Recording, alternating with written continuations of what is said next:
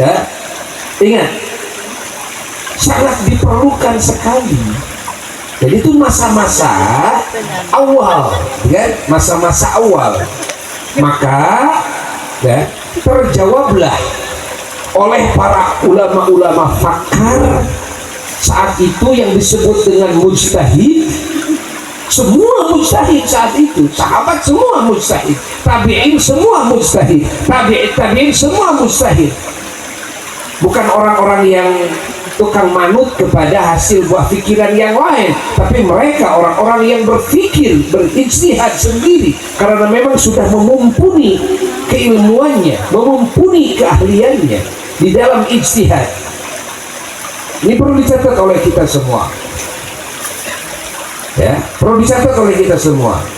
Maka di situ dari di masa sahabat tabi'in semakin terjawab berbagai permasalahan umat yang ada di masa itu, dan setelah itu ke bawahnya dari sisi pokok-pokok fikih itu sudah terjawab di 3 masa itu. Ingat, dalam pokok-pokok fikih sudah terjawab di 3 masa itu. Itu masa sahabat, masa tabi'in, dan masa tabi'in. Ke bawahnya itu mah cuma cabang-cabangnya doang.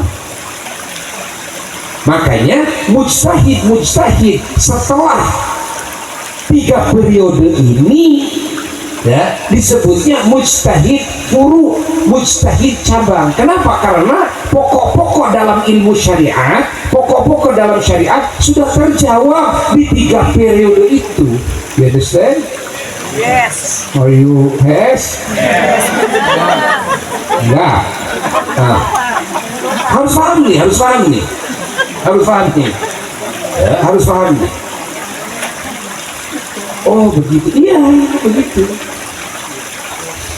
Yes. Bukan berarti itu mereka tidak mungkin menjadi mujtahid yang usul mutlak, bukan begitu maksudnya. Boleh jadi mujtahid furu itu kalau ada di zaman periode yang 3 ini, beliau-beliau juga sebetulnya mujtahid mutlak, cuma sudah keduluan. Karena ketetapan-ketetapan hukum dalam kehidupan manusia sudah terjawab semua di masa sahabat, tabi'in, dan tabi'in dalam pokok-pokoknya. Tinggal cabang-cabangnya. Ya. Maka tampil ulama-ulama setelah itu. Beliau-beliau ijtihad. Imam Ghazali ijtihad, Imam An-Nawawi ijtihad, gitu kan? Beliau-beliau mujtahid, tapi ijtihadnya apakah dalam pokok? Enggak, karena sudah keduluan. Iya. Dalam hal apa? Dalam cabang. Bahkan ke bawahnya lagi sampai saat ini dan sampai hari kiamat, mujtahid itu memang tidak akan pernah hilang. Ya? Namun ini adalah cabang dari cabang. Far'ul far'i namanya, cabang-cabang. Boleh jadi cabangnya juga sudah ke-10. Cabangnya cabang, gitu kan? Ya. Ini perlu dicatat oleh kita semua. Ada mujtahid ya, fil furu, ada mujtahid fi furu'il furu, kan? Furu'nya furu, gitu kan?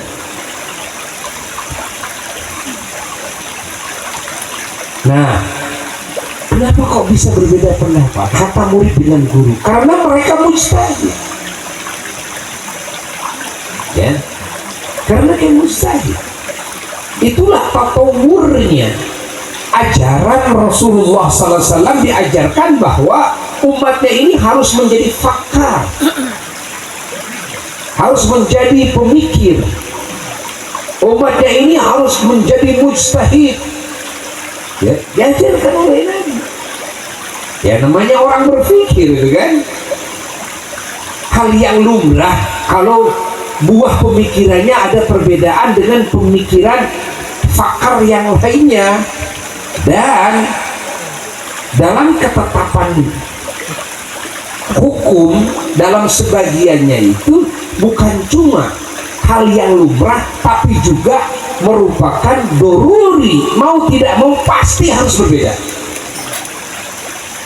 ya, pasti harus berbeda. Jadi jangan alergi dengan perbedaan, mengklaim saya yang benar yang lain yang salah, saya ahli surga yang beda dengan saya ahli neraka semua, saya ahlu sunnah ahlul haq yang lain ahlul batil dan ahlul bid'ah wad dhalalah. Nah ini hati-hati, apalagi sampai mengklaim saya muwahhid ahli tauhid yang lain musyrik ahli syirik. Ini kan berbahaya, ini pemikiran yang sangat dangkal sekali. Loh, dari sonohnya saja bukan? Perbedaan itu hal yang lumrah. Imam Syafi'i dengan Imam Malik gurunya saja sudah berbeda. Toleran tetap terbangun, tahabbub saling cintai, saling agungkan. Masya Allah, kan? Betul-betul saling dukung, saling sayangi. Padahal perbedaan pendapat sudah terwujud dalam kehidupan beliau-beliau itu. Ya?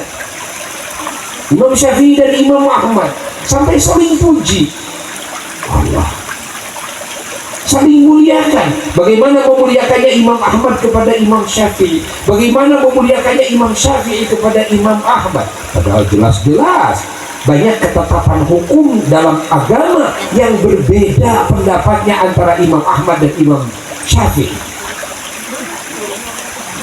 Tapi kan silaturahmi tidak putus, persaudaraan tidak pecah, cinta tidak mengurang, takdim penghormatan tidak hilang. Masya Allah, kasih sayang juga tidak lenyap. Berbeda dengan apa yang terjadi di umat Islam di zaman kita.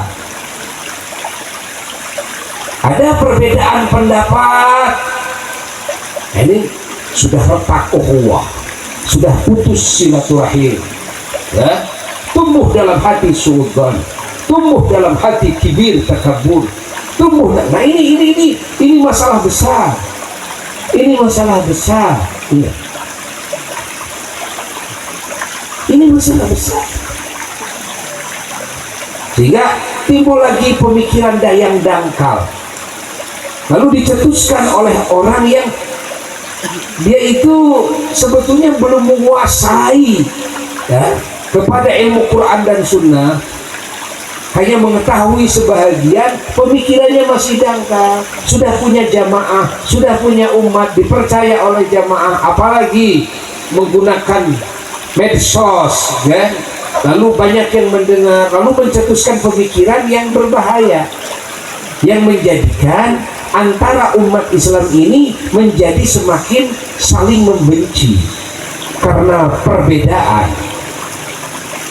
Umat Islam ini akhirnya menjadi kotor jiwanya, menjadi ngeras pikirannya, hilang cintanya kepada sesama muslim, hilang kasih sayangnya kepada sesama muslim, hilang dukungannya, hilang bantuannya. Ini yang terjadi di zaman kita. Padahal yang beda begitu dipelajari, ditelaah, bukan masalah akidah, tapi masalahnya fikih. Yang mana fikih itu kan asas sikap. Ingat, yang menyikapi fikih itu adalah prediksi yang kuat, ya. Bukan yakin, bukan keyakinan, bukan. Itulah di dalam menetapkan hukum syara' fikih. Dasarnya yakin, bukan don, sangka benar. Berbeda dengan urusan akidah. Catat oleh kita semuanya. Ya, catat oleh kita semuanya. Yang namanya juga zon, boleh jadi zon si A berbeda dengan zon si B, prediksi si A berbeda dengan prediksi si B. Karena memang perbedaan penelaahannya, akhirnya si A memilih, memutuskan, menetapkan hukumnya A, si B menetapkan hukumnya B.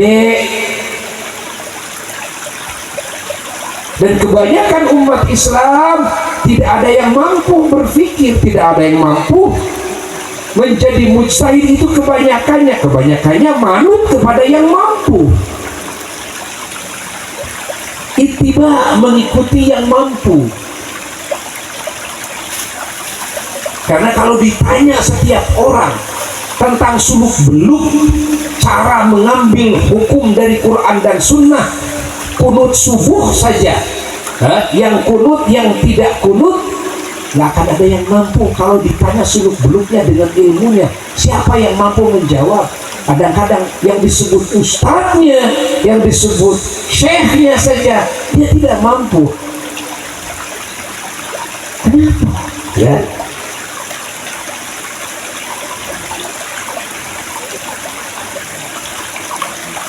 Jelas enggak? Jelas enggak? Tohes. Pandai ngerti. Jadi jangan alergi dengan apa? Cuma digerakkan sekali, didiamkan, lalu yang kunutnya digerak-gerak terus. Jangan alergi dengan perbedaan semacam itu. Di samping kita ada yang diucapkan niat dalam hatinya, disebut at-talaffuz bin niyah. Mau wudu diucapkan nawaitul wudu'ah. Sebagiannya lagi dalam hati saja, mengambil kecukupan di dalam hati saja, ya. Lalu ketika mau sholat, di samping kita mengucapkan usolli, ya, diucapkan. Di sampingnya lagi hanya dalam hati saja. Itu kan masalah perbedaan, masalah fikih, dan itu cabang, bukan akidah. Yang dari sonohnya saja mau tidak mau harus berbeda. Jadi kalau tidak berbeda bagaimana? Kalau disatukan, disamakan, mustahil. Lebih ke botak, malah lebih hulu-hulunya. Mau bisa sarua, mau bisa dipaksakan, mau bisa. Menyangkut keterbatasan, manusia itu punya keterbatasan. Qurannya sama itu, sunnahnya sama itu, tapi ketika mau ngambil apa yang terkandung di dalamnya itu sama. Tes itu. Tes. Tes itu ya. Tes. Jika kemampuan marane kan, aya nu mampu nyandung, aya nu teu mampu. Mesti hayang-hayang oge nyandung, aya teu mampu kan dipaksakeun sia rengkot.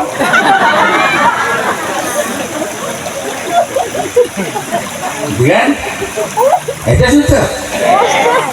Dalil Quran jelas, nanti huma lakum minan nisa'i masna wa thulatha wa ruba'. Kan? Itu kan baru dalil, tapi kemampuan lain. Walaupun Quran membolehkan laki-laki punya istri 4, tapi kan tidak semua mampu 4. Satu pun juga banyak yang jomblo.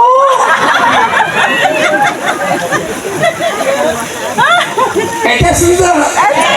Boro-boro punya istri 2, punya istri 1 juga tidak terdidik.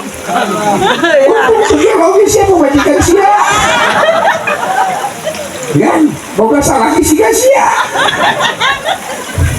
Tapi kan pemajikan sia dia lo ada sia na edan. Contoh ya.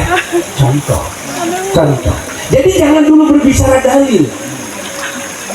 Ibu-ibu, kalau suami ibu-ibu berbicara, dalil nyandung, bapak mau nyandung, Jangan sampai melarang ya, karena kalau kalian wanita melarang nyandung berarti melarang apa yang dihalalkan oleh Allah. Kata siapa tuh? Kata siapa? Kata laki-laki. Kata siapa? Laki-laki. Baik mas, baik mas, kan? Baik. Nah.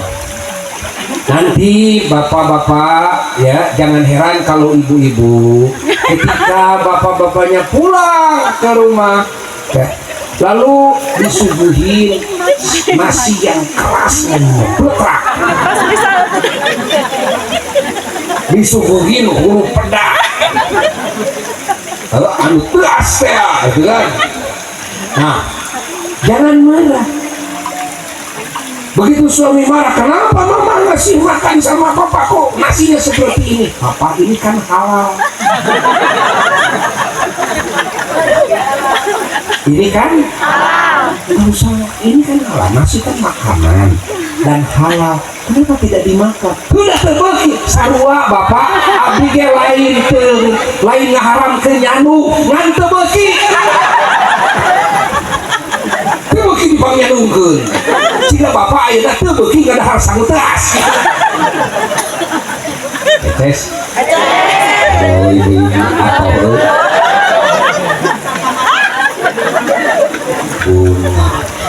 begitu kan ibu-ibu, kalau bapak-bapak ngadalil Quran, Tuhan sangutas ini mah.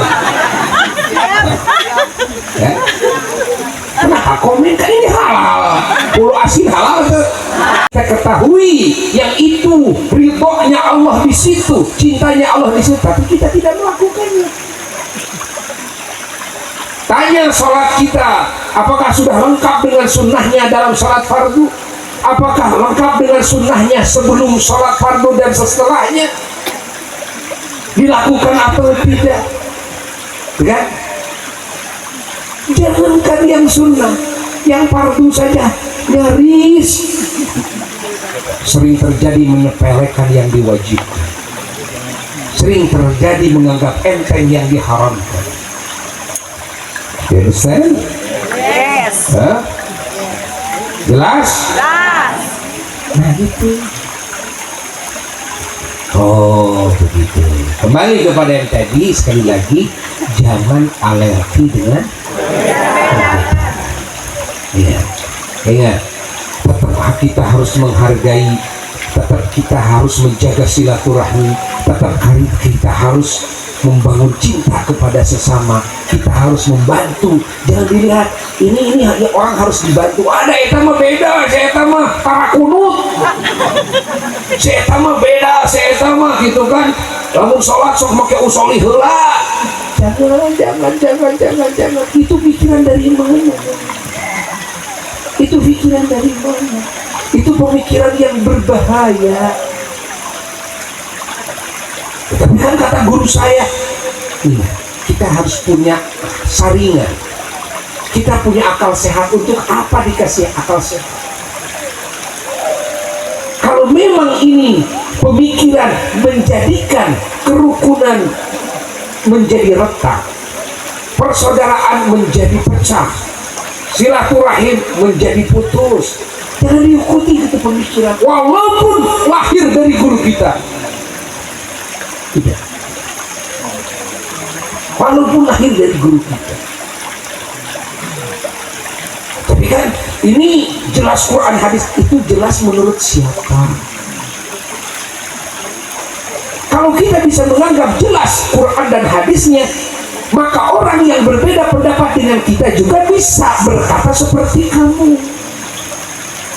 Menurut saya juga jelas loh Quran hadisnya, gitu kan? Ecas itu. Tengah ulang sih ya. Ecas itu. Ayo, dipikir oleh kita. Dipikir ya, dipikir bolak-balik. Persaudaraan itu ingat, itu wajib dijaga. Allah, silaturahmi itu wajib dijaga. Saling mencintai, saling menyayangi, saling membantu itu juga wajib dijalankan dalam hidup.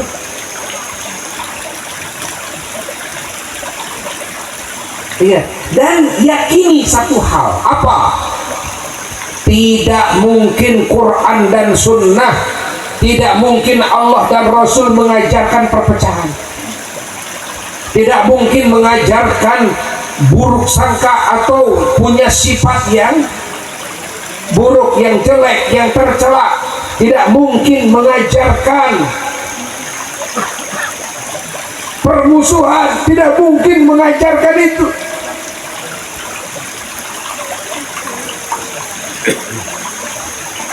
Jadi kita jangan sampai pemikiran kita, ya, apa namanya, terpaku kepada bahwa ini menurut Quran dan Sunnah. Walaupun saya harus bermusuhan, walaupun saya harus, jangan seperti itu. Coba dikaji ulang. Coba kalau di HP mah itu tidak bagus hang naon sok dinaon ke gini, di reset atau restart, ya, di restart. Coba cek bahasa orang Cimaung mah naon namina teh kuling daun. Hah? Coba itu kan, ai kuling daun teh kul teh naon? Kul yang tiis, ya, tiis. Ari daun naon? Hah? Hah? Ngajedong. Ngajedong heula tiiskeun pikiran sia kitu. Nah, cek bahasa orang Cimaung mah kuling daun. Kul naon cenah? Tiis daun naon? Ngajedong. Kan ngajedong heula. Ulah aja nguting batur ABCD tuli ayeuna urang jadi goreng sangka, urang jadi ngamusuh, kan tidak enak. Hidup berumah tangga, hidup bertetangga, hidup bernegara, hidup dengan sesama manusia, lalu di situ ada permusuhan, enak enggak? Kan gak enak. Kita hidup mau enak, kalau mau enak gitu kan, jangan punya sifat seperti itu, nanti hidup kita enak. Selalu baik sangka kan enak. Jam 2 malam ada yang lewat di luar, nggak ada orang di kampung ini, ada yang lewat jalan karena baik sangka, oh ada kamling, kan jadi enak kita di dalam rumah sendirian juga. Bener nggak? Tetangga padahal nggak kemana-mana, jam 2 malam ada yang lewat di luar, lalu buruk sangka, oh kita maling gitu kan. Akhirnya kan jadi stres sendiri,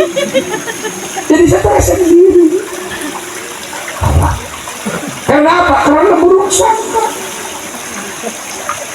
Jadi baik sangka itu menenangkan hati. Bahasa orang Cimaung lah. Eces? Eces itu eces? Ayo ngaji kudu eces. Dan ngaji malah ngalah rame, ngalah eces.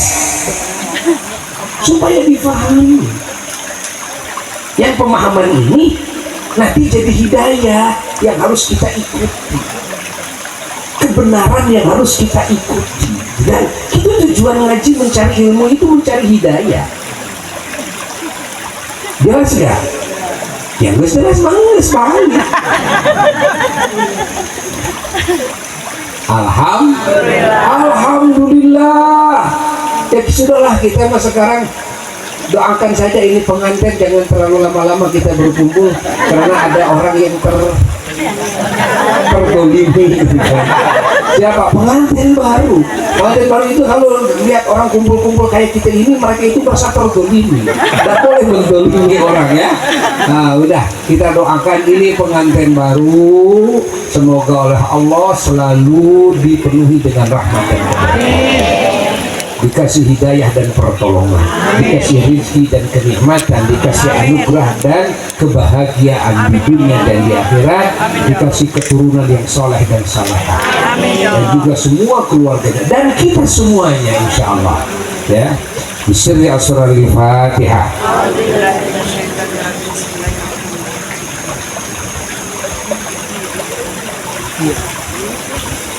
Sekian dari Buya. Wassalamualaikum warahmatullahi wabarakatuh.